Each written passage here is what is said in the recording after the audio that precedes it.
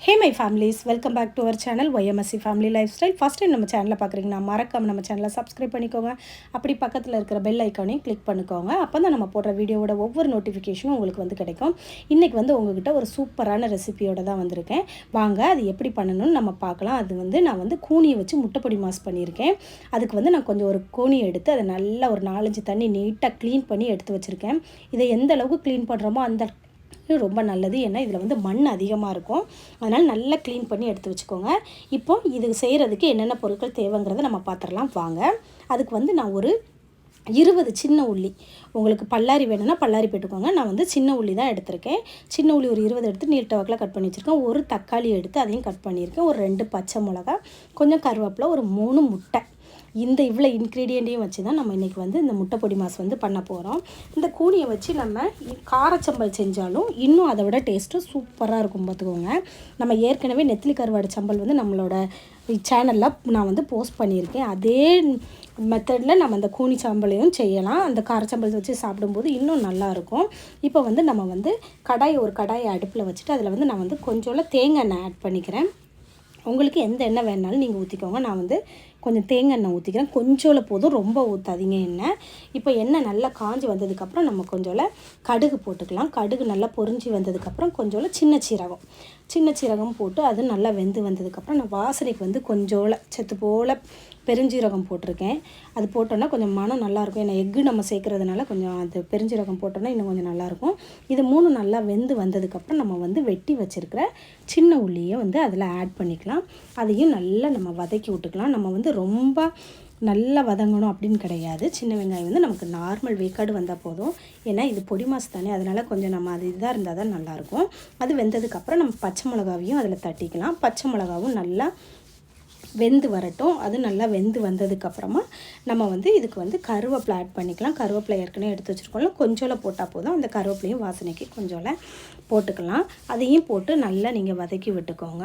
நல்லா வதங்கி வரட்டும். நம்ம அது நல்லா வதங்கி வந்ததுக்கப்புறம் இந்த கூனி கருவாடில் நம்ம வந்து எதுக்கு தண்ணி ஊற்றி நல்லா வாஷ் பண்ணிக்கணும்னா நிறைய டஸ்ட்டு இருக்கும். இது காய வைக்கும்போது மண்ணும் நிறைய இருக்கும். அதனால தான் நம்ம அப்படி சொல்கிறது. அதுக்கப்புறம் வந்து நம்ம ஒரு தக்காளி வெட்டி வச்சுருக்கோம் இல்லையா, அதையும் நம்ம அதில் போட்டு நல்லா வதக்கிக்கலாம். தக்காளி போட்டு அதனுடைய டேஸ்ட் இன்னும் கொஞ்சம் ஜூஸியாக இருக்கும். அதனால தான். அப்புறம் வந்து கொஞ்சோல மஞ்சள் பொடி, கொஞ்சம் காரத்துக்கு வந்து வத்தல் பொடியும் நம்ம வந்து போட்டுக்கலாம். பச்சை மிளகா காரம் நமக்கு போதாது, அதனால் கொஞ்சம் நான் வத்தல் பொடியும் போட்டிருக்கேன். இது ரெண்டும் போட்டு நல்லா அந்த எண்ணெயிலேயே அந்த பச்சை வாடை போகிற வரை நல்லா வதக்கி எடுத்துக்கோங்க. அது நல்லா வதங்கி வந்தால் தான் நல்லாயிருக்கும். பச்சை ஸ்மெல் இருக்கக்கூடாது. அது நல்லா வதங்கி வந்ததுக்கப்புறமா நம்ம அந்த கூனி கருவாடை வந்து அதில் சேர்த்துக்கலாம். அதையும் இது கூட போட்டு நல்லா எல்லாம் அந்த தக்காளி, வெங்காயம், பச்சை மிளகாய் எல்லாம் அந்த கூனியில் எல்லாம் நல்லா மிக்ஸ் ஆகிற மணிக்கு நல்லா போட்டு தீயை நல்லா குறைச்சி வச்சுக்கோங்க. நம்ம லோ ஃப்ளேமில் பண்ணினாலே போதும்.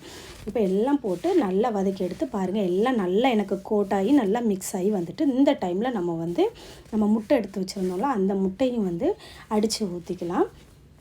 நான் முட்டை ஒரு 3 முட்டை எடுத்துருந்தேன்ல, அதையும் நல்லா அடித்து இதில் ஊற்றிக்கிட்டு, இது வந்து நம்ம ஃபஸ்ட்டு பிளெண்ட் பண்ணி வைக்க வேண்டாம். நம்ம வந்து இதில் ஊற்றும் போதே அடித்து ஊற்றிக்கிட்டால் போதும்.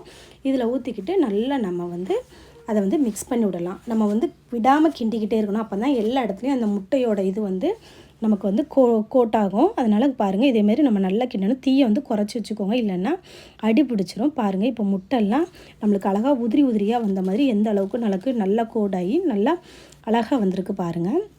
எனக்கு எல்லா இடத்துலையுமே நல்லா முட்டை மிக்ஸ் ஆகிட்டு பாருங்களேன். கூனி முட்டைப்பொடி மாஸ் எப்படி இருக்குதுன்னு பாருங்களேன். சூப்பராக இருக்கும். இந்த கூனியை வச்சு நம்ம முட்டைப்பொடி மாஸ் பண்ணும்போது இது வந்து சுட சுட சாதத்தோட நம்ம ரசம் இல்லை பருப்பு இந்த மாதிரி சாப்பாட்டுக்கெலாம் சாப்பிட்டோன்னா சூப்பராக இருக்கும் பார்த்துக்கோங்க. நீங்களும் வீட்டில் இது மாதிரி செஞ்சு பாருங்கள். லாஸ்ட்டாக இதுக்கு வந்து நம்ம கொஞ்சம் சில்லி ஃப்ளேக்ஸ் போட்டுக்கலாம். இன்னும் கொஞ்சம் நல்லாயிருக்கும். அதனுடைய காரத்தன்மை சூப்பராக இருக்கும். அதனால் கொஞ்சம் சில்லி ஃப்ளேக்ஸ் இது வீட்டிலேயே ரெடி பண்ணது தான். இதை மேலே நம்ம கொஞ்சம் தூவி விட்டுக்கலாம். இப்போ பாருங்களேன், நமக்கு வந்து கூனி முட்டைப்பொடி மாஸ் வந்து ரெடி ஆயிருச்சு. பார்க்குறதுக்கு நல்லா கலர்ஃபுல்லாக அழகாக இருக்குல்ல. நீங்களும் வீட்டில் இது போல் செஞ்சு பார்த்துட்டு இதனுடைய டேஸ்ட் எப்படி இருந்துச்சுன்னு மறக்காமல் நமக்கு கமெண்ட் பண்ணுங்கள். இந்த வீடியோ பிடிச்சிருந்துச்சுன்னா லைக் பண்ணுங்கள், கமெண்ட் பண்ணுங்கள், ஷேர் பண்ணுங்கள். நம்ம சேனலை மறக்காமல் சப்ஸ்கிரைப் பண்ணிக்கோங்க. Thank you families.